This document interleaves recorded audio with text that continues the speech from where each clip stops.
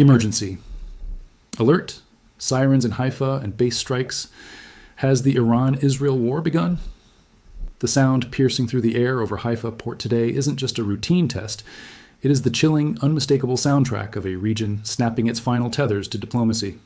For years, the world has watched a carefully choreographed shadow war between Israel and Iran, fought through proxies, whispered assassinations, and clandestine cyber attacks. But right now, in real time, we are staring down the barrel of a direct, uncontrollable, and devastating regional conflict.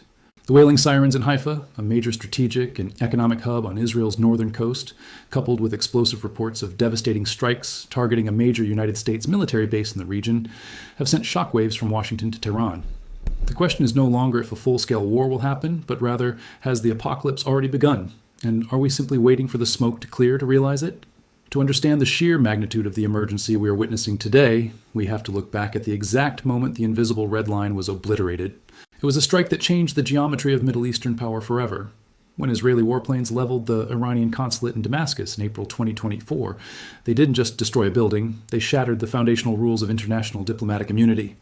That strike killed Brigadier General Mohammad Reza Zahedi, a top commander in Iran's Islamic Revolutionary Guard Corps, along with several other high-ranking military advisors. This wasn't a random targeting. It was a deliberate public decapitation of Iran's proxy command structure right on what was technically sovereign Syrian soil. Iran's leadership was left with no political wiggle room. Their Supreme National Security Council convened an emergency session and made a vow that echoed across the globe. The response would be decisive and it would be direct. They promised a punishment that would make Israel and its allies regret the crossing of that ultimate threshold. For a time, it seemed like the world might just hold its breath long enough for sanity to prevail. But that fragile illusion was violently shattered by the events unfolding right now. The reports flooding in from the front lines are nothing short of catastrophic. We are seeing unverified but highly credible satellite imagery circulating in intelligence circles showing what appears to be massive, unprecedented damage to a major U.S. base in the region. The phrase being used by analysts looking at these thermal images is all destroyed. Stisem, suggesting that Iran or its aligned militias have executed a strike of such pinpoint accuracy and explosive yield that it has entirely crippled a key node of American military power. This is not a skirmish, this is a strategic leveling. If these satellite reports are confirmed, it means Iran has bypassed the proxies and directly assaulted the United States military, dragging the world as sole superpower into a kinetic war that cannot be easily contained by back-channel negotiations or UN resolutions. While the world was reeling from the imagery of the base strikes, the sirens began to scream in Haifa. Haifa is not just a city, it is the beating heart of Israel's maritime trade and a vital naval hub. When the rocket alert systems activate there, it means Israel's highly touted multi-layered defense systems like the Iron Dome and David's Sling are detecting incoming threats that threaten the core of the Israeli state. This is coupled with Iran's state media issuing chilling, direct warnings about an impending U.S. invasion, effectively framing the current escalation not as a defensive retaliation, but as an existential war for survival against a combined Western-Israeli coalition. The sheer psychological terror of this moment cannot be overstated. Millions of civilians in Israel, Lebanon, and the broader Middle East are currently sitting in bomb shelters, staring at their phones, waiting to see if the next explosion will be the one that triggers the total collapse of regional stability. What makes this specific moment so infinitely dangerous is the collapse of deterrence. For decades, the doctrine of mutually assured destruction, or at least mutually assured damage, kept Israel and Iran from directly engaging each other's sovereign territories. Israel would strike Iranian assets in Syria or Lebanon, and Iran would respond through Hezbollah in the north or the Houthis in the south. But the threshold has been violently shifted. When you combine the unprecedented consulate strike, the alleged devastation of a U.S. base, and the active air raid sirens in major Israeli population centers, you have a perfect storm of military escalation where neither side can afford to look weak. Israel, facing internal political crises and now existential external threats, feels compelled to respond with overwhelming force to reestablish its deterrence. Iran, having publicly promised a crushing blow and now seemingly delivering strikes on American assets, cannot back down without losing its revolutionary legitimacy and standing in the Muslim world. The geopolitical dominoes are already falling in horrifying ways that will affect every single person watching this video, regardless of where you live. The Strait of Hormuz, through which roughly 20% of the world's daily oil supply passes, is effectively a ticking time bomb.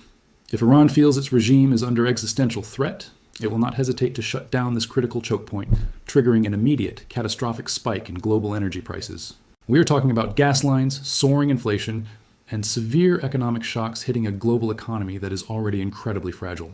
And furthermore, the United States is now forced into an impossible balancing act. With its troops allegedly targeted and its bases smoking, the political pressure on Washington to launch a massive retaliatory strike against Iranian soil will be immense, but doing so risks pulling in Russian and Chinese assets, turning a regional inferno into the catalyst for a third world war. We must also critically examine the information war that is currently being waged alongside the kinetic one. In an age of deepfakes, manipulated satellite imagery, and state-sponsored propaganda, the fog of war is thicker than ever before. The reports of the devastated U.S. base, while terrifying and backed by circulating visual proof, still require absolute verification. Iran may be amplifying the severity of a strike to break Israeli and American morale, while Israel and the U.S. might be downplaying the damage to prevent public panic and maintain the illusion of military invincibility. However, the air raid sirens in Haifa are not deepfakes. The real-world displacement of hundreds of thousands of people is not a psyop. The physical reality on the ground has caught up to the rhetoric, and the rhetoric has finally caught fire. So, returning to the terrifying question that brought us here, has the Iran-Israel war officially begun? The cold, hard truth is that the semantics of declaring war are entirely irrelevant now. When a nation's diplomatic outposts are reduced to rubble, when the military bases of the world's superpower are allegedly turned into craters, and when the air raid sirens howl over major civilian populations in the dead of night, the war is not a future hypothetical. It is the present reality. We have crossed the point of no return. The shadow war has stepped into the blinding, devastating light of day, and the Middle East is burning. The only thing left to determine now is just how far the flames will spread, how many innocent lives will be consumed in the process, and whether the global leaders currently glued to their situation rooms have the willpower to pull the world back from the edge of the abyss before it is too late. Keep your eyes on the skies, stay tuned to verified emergency channels, and understand that history is being written in real time right before our very eyes. This direct military escalation has triggered a global economic shockwave.